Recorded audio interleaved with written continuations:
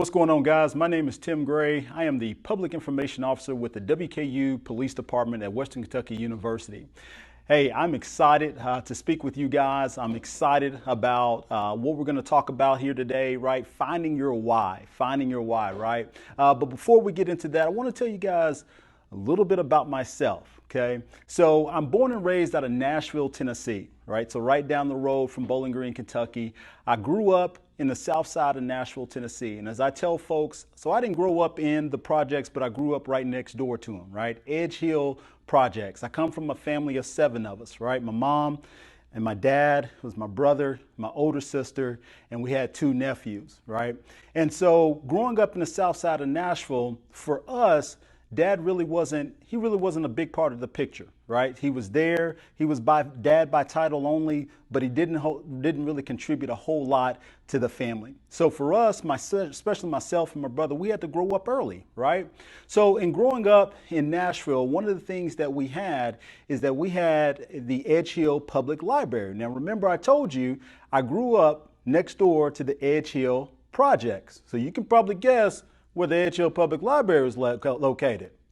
You're right, in the heart of the projects, right? So every summer we had these summer reading projects, right? So going into the next school year, we would be assigned some book reports. We would have to read some books throughout the summer, and then we would have to do book reports on them, be ready to turn them in at the beginning of the fall semester.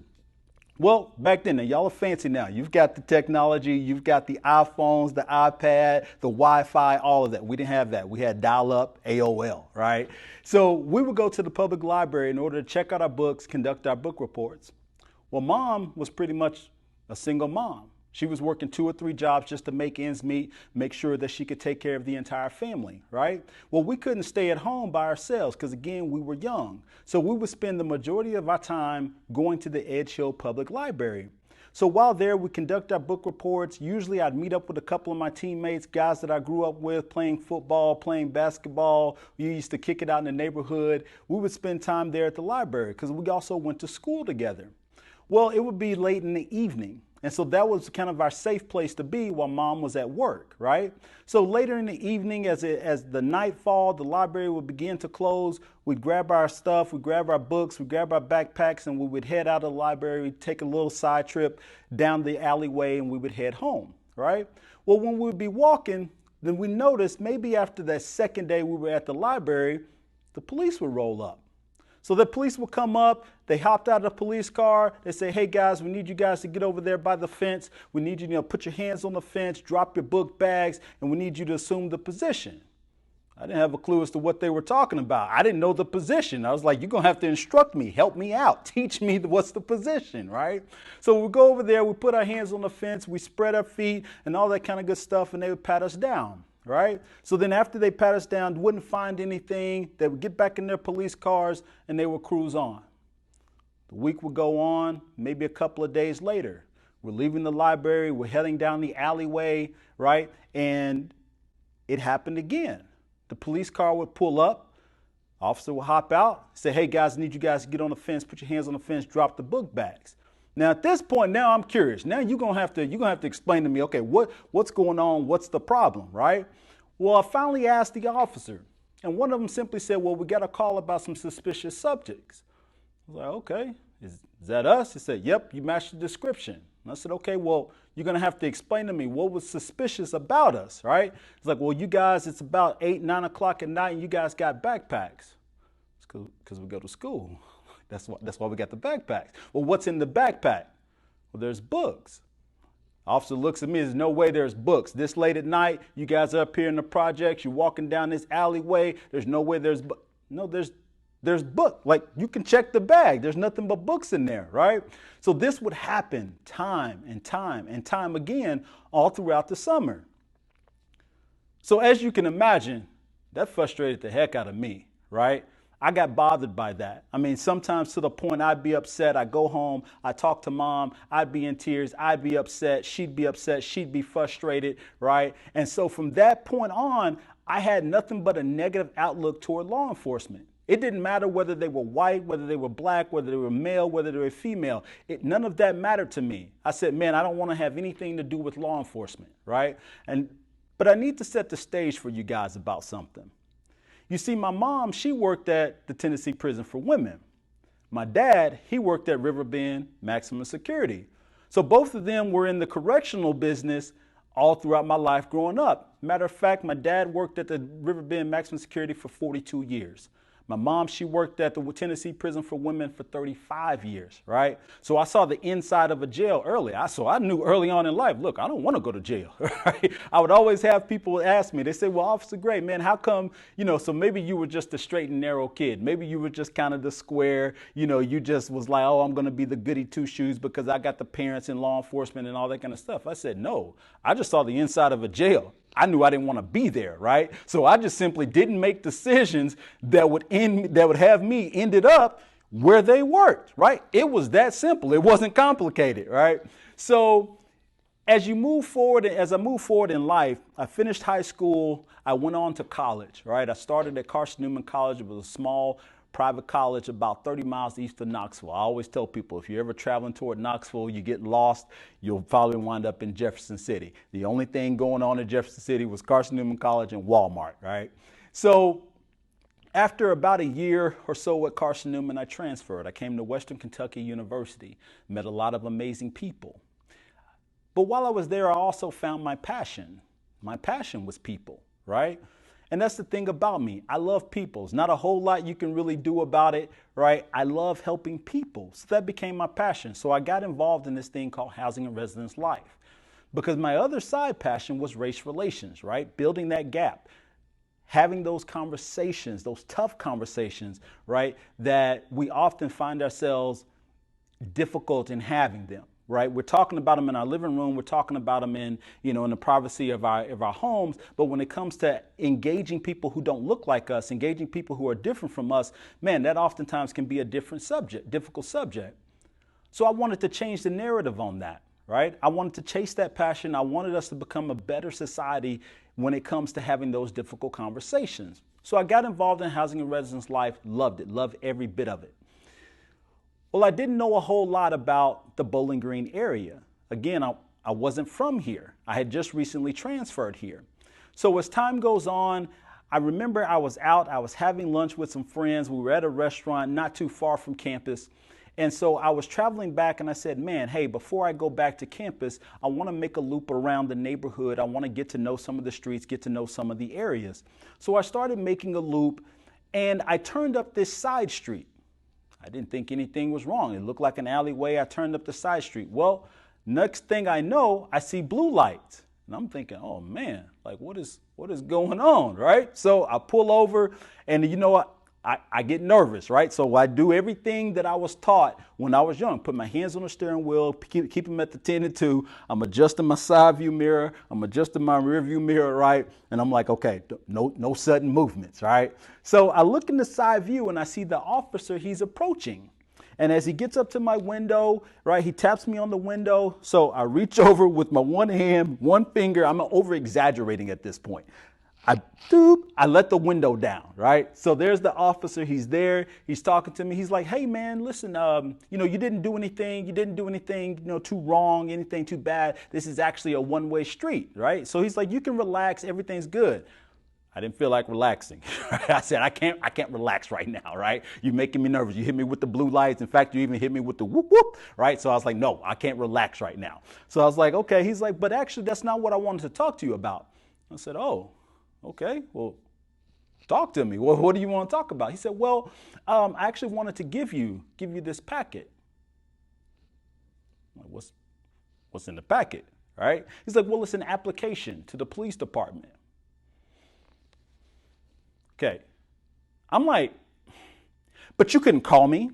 Like you couldn't text me, like we couldn't just go to lunch, sit down, have a conversation about it. Like you had to pull me over. It's like, well, I was just kind of seizing the opportunity. I said, okay, I'll take the packet, but no, thank you. I'm not interested, right? Are we done with this traffic stop? Okay, cool. I roll my window up. He left. I went on about my business. Life moves on. A couple of years went by. So at this point, I then became a hall director. Graduated, finished my undergrad, and I became a hall director, right? So now I'm in the position of where I oversee RAs, the very position that I used to be in, and a residence hall of about 800, 900 plus residents. So one day I hop in my vehicle. It was one summer. I was getting ready to leave the parking lot, leave campus, run to the store. Next thing I know, I look up in my rearview mirror and I see blue lights.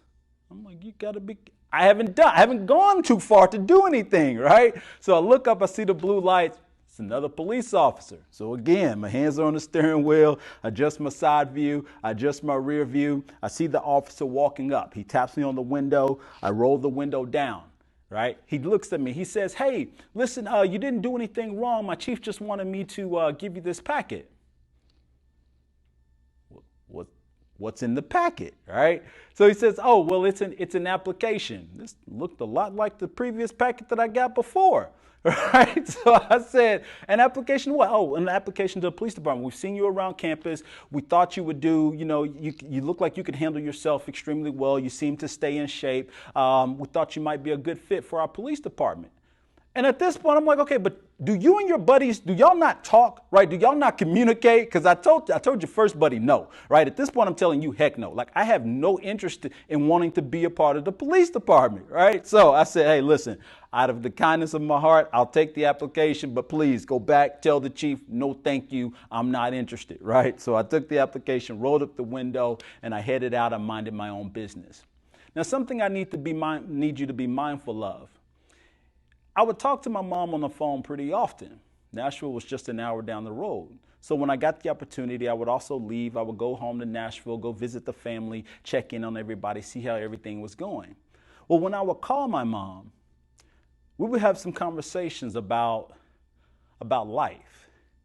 And many of those conversations was about police officers, right? Not so much in the town that I was in here in Bowling Green, right? But just police officers across the nation, across the country. Because I saw some things going on the news that I was like, man, this is egregious. I can't believe this is happening. So I would call my mom. I would complain, right? I'd pick up the phone. I would text her, complain. When I would get in my truck, I would hit the road, I-65 down to Nashville. I would get off Wedgewood area, right? I go to her house, 1102 Lawrence Avenue. I go in the house, walk through the door. Almost immediately when I walk through the door, complain about police, right? So later that summer, time fast forward, I go home, I go see mom. You guys know the drill. There's something I've got that I'm complaining about. So I sat down with mom. I said, hey, listen, mom, I need to talk to you for a minute. She says, okay. What you got? Now, the thing I need y'all to understand about my mom's a beast, right? She, okay, like in every aspect of the word, mom's a beast. She's not the kind of mom that you walk through the door and she's got a cup of milk for you and a little plate of warm cookies and she's patting you on your butt, telling you, I love you. Hey, how are you, son? Like, that's not my mom. Mom wants to know, okay, why are you here? Right? Like, I raised you. I sent you off to college. Like, well, why are you here? Right? And I said, oh, mom, hey, listen, aren't you happy to see me? Right? And so I sat down with mom. I got to talking with her, and she's an amazing woman. And so as I got to sit down talking with her, I said, hey, listen, I need to talk to you about something. She says, okay, talk to me. What you got? I said, well, I'm on the campus of Western Kentucky University. She said, yeah, absolutely. She said, well, the police department, they've been after me. She's like, oh, no. What did you do? I said, no, mom, it's not that kind of party. Like, it's not that kind of situation. I said, they've actually been interested in me becoming a part of the police department. Can you believe that? She said, oh, okay. She said, when are you going to join? Mom, are you serious right now? She's like, yeah, no, absolutely. When are you going to join? I said, mom, okay, but you remember when we were growing up, when we were yay big, right?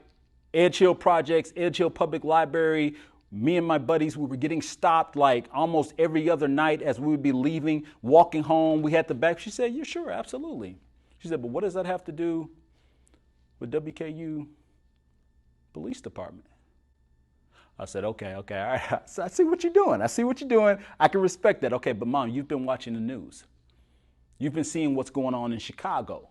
Right? You've been seeing what's been going on out in LA. You've been seeing what's been going on in all these other different states, right? You've been seeing all of these situations that involve law enforcement, that involves police officers, especially unarmed individuals. Like, come on, mom, you've been seeing it. She said, yeah, sure.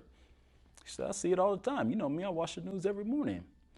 She said, but what does that have to do with Bowling Green, Kentucky? So I told y'all, mom's a beast, right? She plays no games. She said, son, I want to share something with you. She said, you remember when you were back in high school? You were a freshman in high school. I said, yeah, some great years. She said, yeah, absolutely. She said, remember you played football?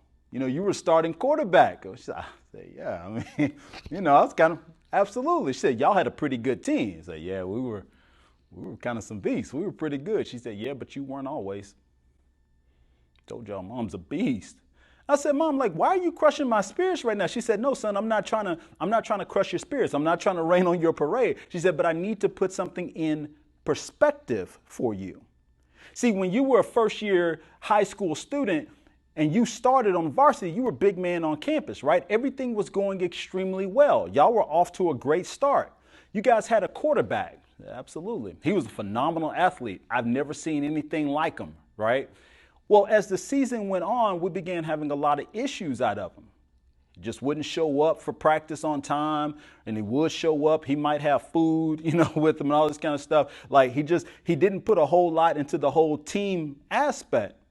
Coach had finally had enough, right? And so there came a point in the season where the coach sat us all down at the end of one practice, and he said, hey, listen, I'm done with him. I'm washing my hands of him.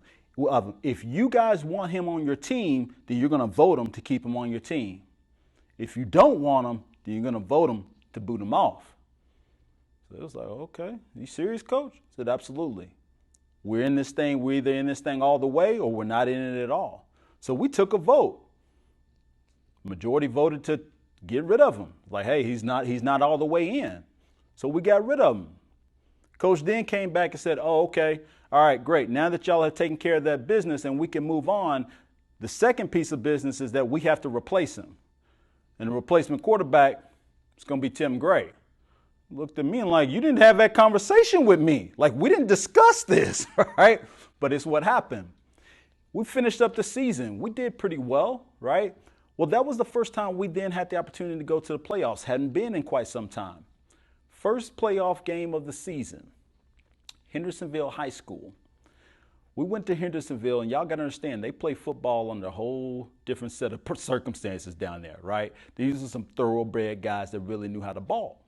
And she said, son, I remember going down there, and you remember what the score was at halftime? I said, Mom, I don't really want to talk about it. She said, oh, no, we got to talk about it. The score at halftime was 65-0. We were losing that bad. Like, it looked like a crime scene. There should have been yellow tape all over that football field because we were getting beat that bad. Usually at halftime, you go in, you make some adjustments, right? You tend to some injuries, you get rehydrated. Coaches usually got some kind of motivating speech for you. He's like, come on, guys, we can do this. Let's rally the troops and all this kind of stuff. One coach didn't have that kind of speech, right? He looked at me and he just said, Tim, seriously, for the love of all things, just throw the ball. Like, just throw it. I don't even care if we don't catch it. Just throw it, right? So we come out and we get done with our warm-ups. We head over to the sidelines. We're getting ready to start the third quarter. But I look up over in the stands. I swear to you, all our fans had gone. Like, I didn't even see the pep bus anymore. Like, in fact, I think I remember looking over for our cheerleaders, and I didn't see a single pom-pom. Like, even I think the cheerleaders had left, right? But I remember looking up, and just over there in the corner, there was one voice that still kept cheering. That was Mama Gray. I mean, she's cheering as if it's a tight game. Come on, guys, we can do this. Come on. Come on, guys, y'all got this. New game, new ball game, 0-0. Let's go, guys. I'm like, Mom, like, stop. Right? Like, stop. Like, this isn't funny, right? I remember one of my teammates, he bumped me. He said, is that your mom up there? I was like, don't even make eye contact, right? Just stop. Just don't even make eye contact with her. So we went on. We didn't do well. Like, the score got worse. In fact, I think they put in their third string and they ran the score up on us as well. It was that bad. But she said to me, she said, son, I don't share that story with you to crush your spirits. I share that story with you because I want to talk to you about perspective. And that's what I want to talk to you guys about today. Perspective, right? So my mom says simply this. She says, son, I'm a firm believer that how you view what you do will always affect how you do what you do. She says, so you got to remember, early in the season, when everything was going extremely well, you had no problems. Everybody was cheering, everybody was clapping, everybody was having a good time, everybody's high-fiving, patting each other on the backside, right? Everybody knows what to do when you're winning. Everybody knows what to do when everything is going extremely well. But the question that I have for you, when you hit challenges, when you hit adversities, right? When you hit a situation or a circumstance that is no longer what you once thought it was, right? And now all of a sudden you got to deal with it, man, how do you respond to it? And y'all didn't respond. So here you are, over the past few years, you've been up on campus, you've been texting me, complaining. You've been calling me, complain. You come home, you visit, you sit down, you eat my food, you complain. And now you got the opportunity to be a part of the change that you want to see, but all of a sudden you don't want to have anything to do with it? She said, that's not the kind of son I raised you to be. I'll see you in 4 months. Now get out of my house. It's like, Mom, what happens in 4 months? Oh, that's when you'll be graduating from the police academy. Good luck. Been in the police department 9.5 years. What was I supposed to do, right? I mean, Mom tells you, yep, you get out of my house and go to the police academy. Because the thing that my mom needed me to understand was that it's easy to be on the sidelines. It's easy to be a critic. Anybody can sit up there and be a critic. Anybody can wake up from the comfort of their own bed, from the comfort of their own couch, throw on their little house slippers, right, and just sit up there and critique everybody else. That's easy. But the difficult part is when you go out there and you want to be a part of the change that you want to see, is that when you make it up in your mind and you say, hey, you know what? Man, I'm going to change this. Or I'm going to go out there, I'm going to give everything that I've got, because I've been sitting back and I've been complaining about this. I've been saying, man, for the longest time, man, police should do this. Man, I think police officers, man, I think they really should consider changing this. They should really consider changing that. If they don't change this, man, it's not going to go over well. Because I said for the longest time, right? I said, man, if we don't change this thing in law enforcement, if we don't change how we operate, if we don't change how we do what it is that we do, if we don't change our perspective, things are going to get worse before they get better. But the thing I need you guys to remember, this was before Ferguson. This was before any of the riots. This was before any of the extreme backlash that you see law enforcement is facing today. This was before all of that. Does that make me prophetic? No. But it just simply made me an observer of my own community.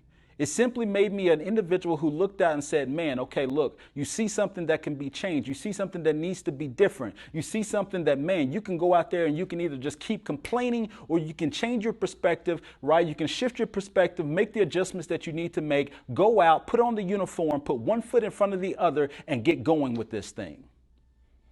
And that's what I did. Because I'm a firm believer that perspective drives performance every day of the week. How a person views what they do will always affect how they do what they do. So here's my question for you, right? I've got an activity for you that I want you guys to do. Because my question is this: how do you view yourself? How do you view your life? If I came over to you and I simply asked you to tell me, man, who are you? What are you about? What makes you amazing, right? What makes you amazing? Now, some of you would sit up there and simply think, oh man, you've got to be crazy. Like, who is this guy, right? So here's what I want you to do. I want you to grab a piece of paper. It doesn't need to be fancy, doesn't need to be anything crazy, right? It can have lines, it can not have lines, it can be a note card, right? Grab a paper from your neighbor. Like if you don't have any, right, grab paper from your neighbor. If your neighbor doesn't have any paper, right, go up to the chalkboard, okay, or the dry erase board, right? Doesn't matter. But I need you to do me a favor. Right there on that paper, I just need you to draw me a line. Just a vertical line, right down the middle, right? And on the left side of the paper, I need you to write at the very top, I need you to write the word amazing. That's it. Just write the word amazing. Now for the next, I'll give you a minute to a minute and a half. I need you to write down everything that makes you amazing. Yep, I said it. Everything that makes you amazing. Go ahead. Take your time.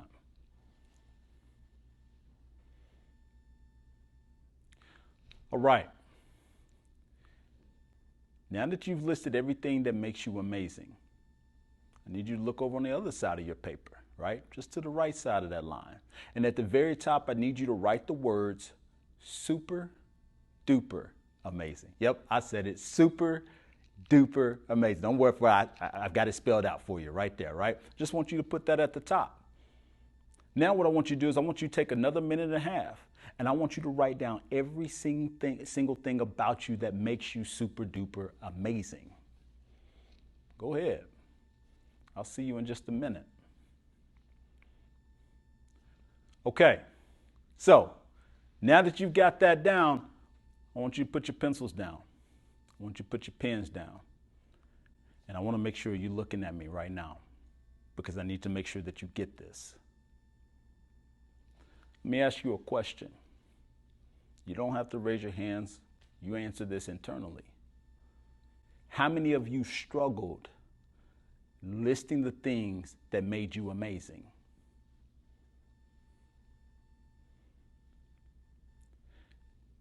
Then how many of you struggled when you went over to the other side and I asked you to list the things that make you super duper amazing? Be honest. Now I need you to get this. There is nothing more frustrating to me. I'm not talking about as officer grade, right? I'm not talking about as the police. I'm talking about as a man. I'm talking about as a human being who loves people. There is nothing more frustrating than when I see young people struggle to list the things and to identify the things that make them absolutely amazing. Everything about you is amazing.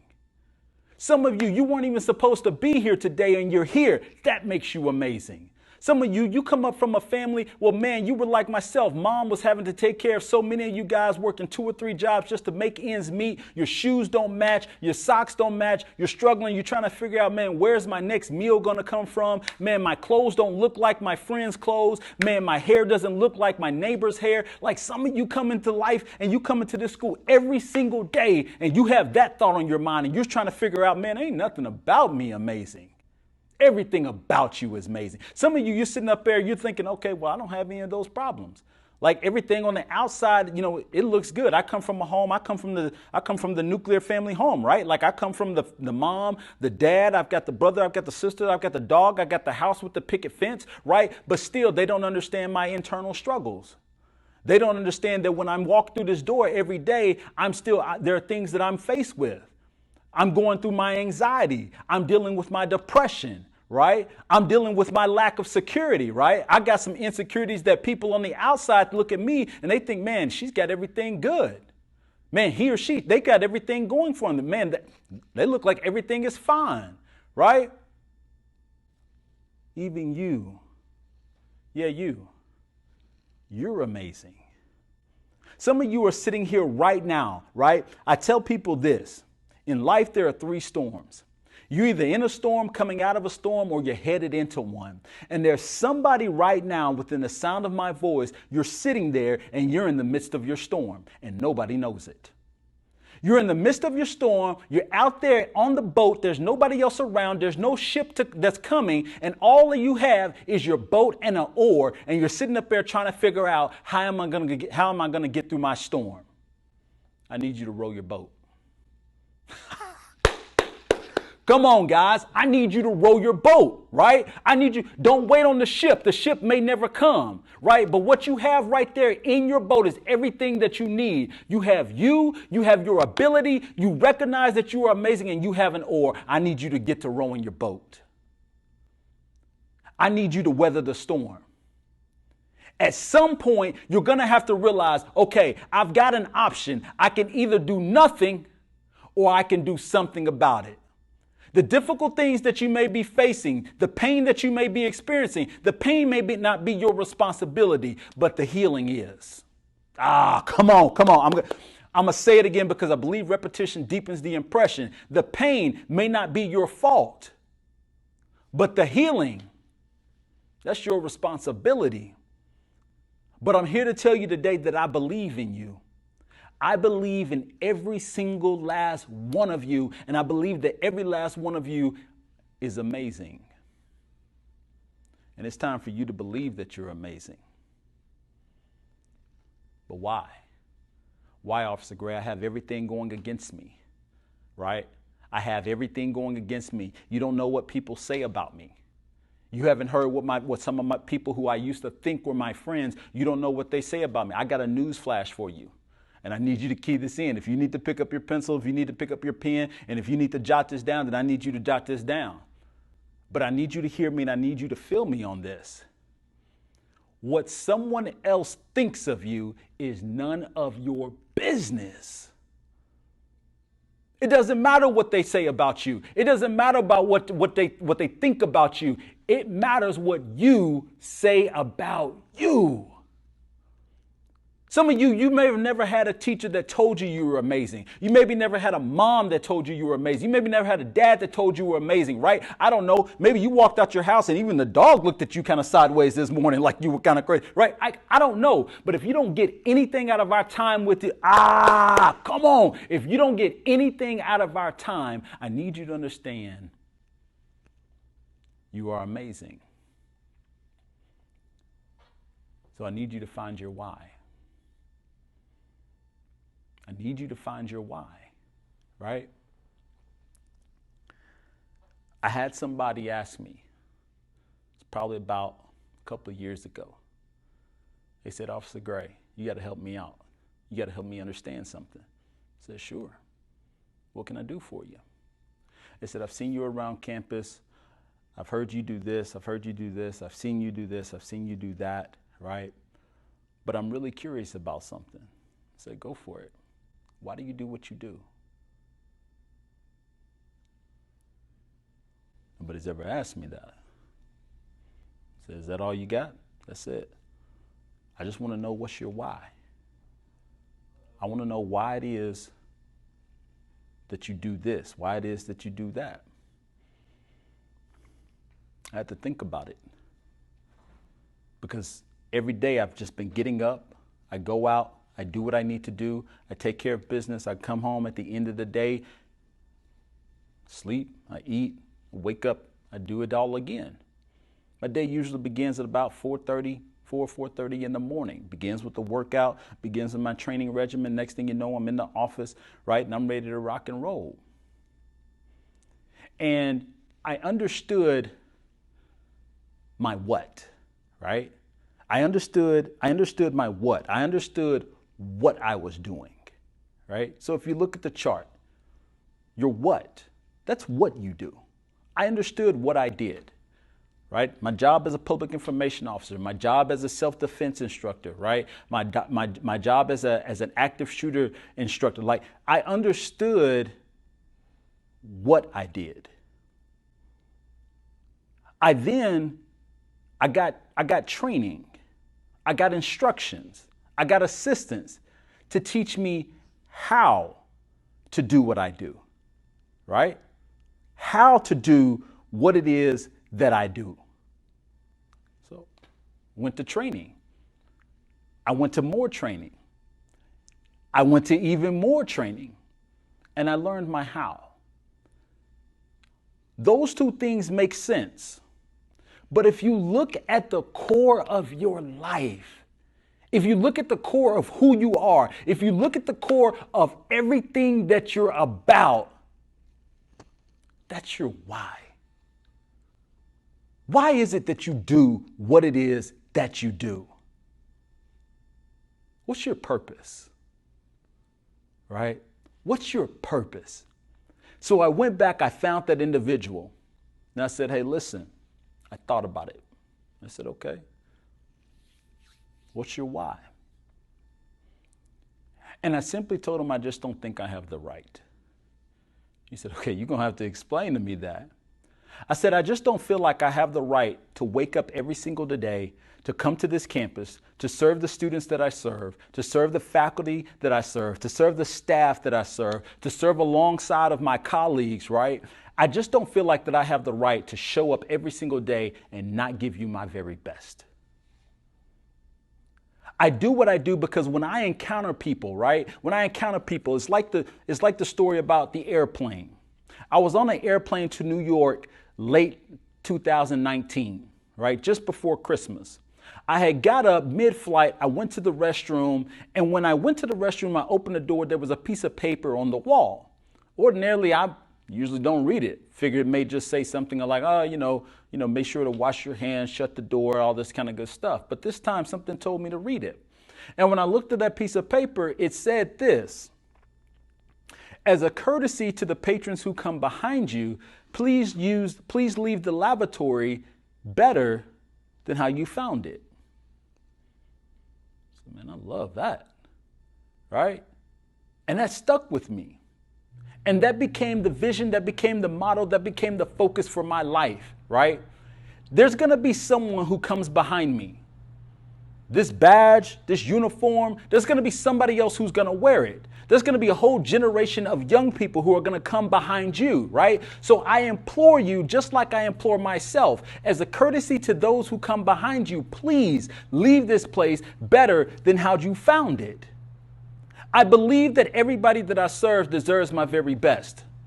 I believe that if I'm blessed to have my wife someday, I believe if I'm blessed to have my kids someday, I believe if I'm blessed to build a family someday, that every last person that I encounter, every last person who becomes a part of my life, I believe they deserve the very best of me. Even if nobody's watching. Even if it's just me at 4:30 in the morning, and it's just me, it's just the stadium stairs, and it's just me, it's just the wait, right? Even if that's it, you still deserve my very best. And that's what I'm going to give the people that I serve. As I get ready to leave you guys, I implore you, I challenge you,